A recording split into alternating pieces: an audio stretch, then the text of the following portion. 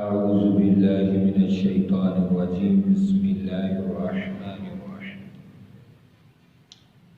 قرآن مجید سے ایک اہم بات کرنا چاہتا ہوں۔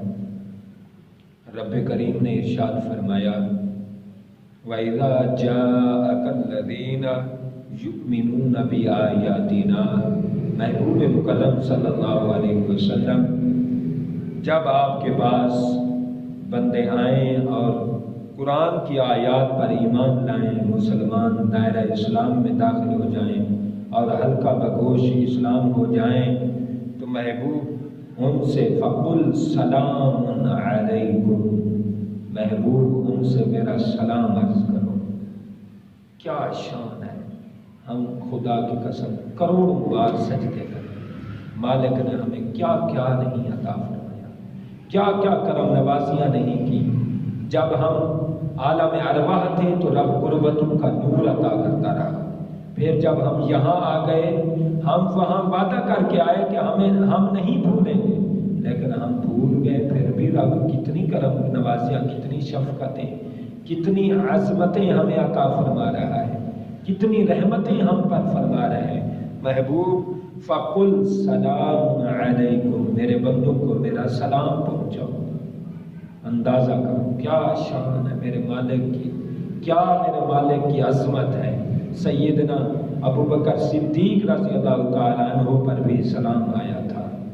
جناب ابوبکر صدیق نے جب سنا مجھے سلام رب نے کیا ہے، عرض کی حضور کیا رب نے میرا نام لے کر کیا ہے؟ سلام رب نے نام لے کر بھیجا ہے؟ حضور نے فرمایا ہاں ابوبکر، اللہ نے فرمایا ابوبکر کو میرا سلام پہنچاؤ۔ تو ابوبکر رونے لگ گئے اور تڑپنے لگ گئے کہ مالک ہماری کیا اوقات ہے، ہم اتنے گندے ہیں، ہم اتنے غلیظ ہیں۔ آج ہم دیکھیں رب ہمیں سلام دے رہا ہے اور فرمایا فقل سلام علیکم، محبوب آپ فرما دیں سلام علیکم کہ تم پر سلام ہو۔ مطلب یہ ہے کہ قرآن کے مضمون سے خدا کا سلام ہے اور زبان کے مفہوم سے مصطفیٰ کا سلام ہے۔ ہم پر خدا نے بھی سلام بھیجا ہے، مصطفیٰ نے بھی سلام پڑھا۔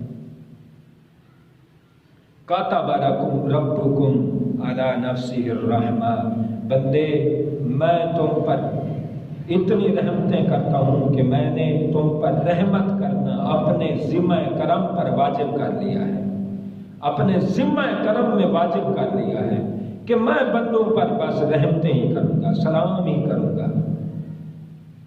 انہ من عمل منکم سوءا بجہالۃ، فرمایا کوئی تم میں سے بندہ عمل برائی کر لے، جہالت کی وجہ سے گناہ کر لے، اس کو چاہیے ثم تاب من بعدہ، اسے چاہیے فوراً توبہ کر لے، توبہ کر کے میرے ساتھ پھر رجوع کرے، میرے ساتھ پھر جڑ جائے، پھر میرے دروازے کھلے ہیں، وَأَصْلَحَ، اور اپنی اصلاح کر لے، فَأَنَّهُ غَفُورٌ رَحِيمٌ، فرمایا پھر میں رب غفور الرحیم کی پھر رحمتوں کے دروازے کھلے ہیں، پھر آ جائے۔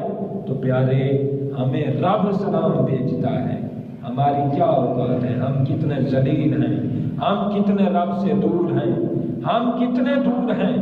اللہ رب العالمین، ہم دیکھیں اولاد کے چکروں میں رہتے ہیں، رب کو بھول جاتے ہیں۔ ایک وقت آتا ہے اولاد ہمیں بھول جاتی ہے، ہمیں بکواس کرنے لگ جاتی ہے۔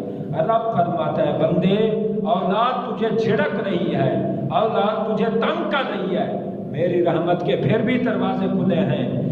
اگر اولاد تجھے تنگ کر رہی ہے، تو نے اولاد کی وجہ سے مجھے چھوڑا، میں نے پھر بھی کسی وجہ سے تجھے نہ چھوڑا، میں اسی اولاد کی نافرمانی کو ہی تیرے گناہوں کی معافی کا سبب بنا دیتا ہوں، اور آ جا تو میرے ساتھ پھر جڑ جا۔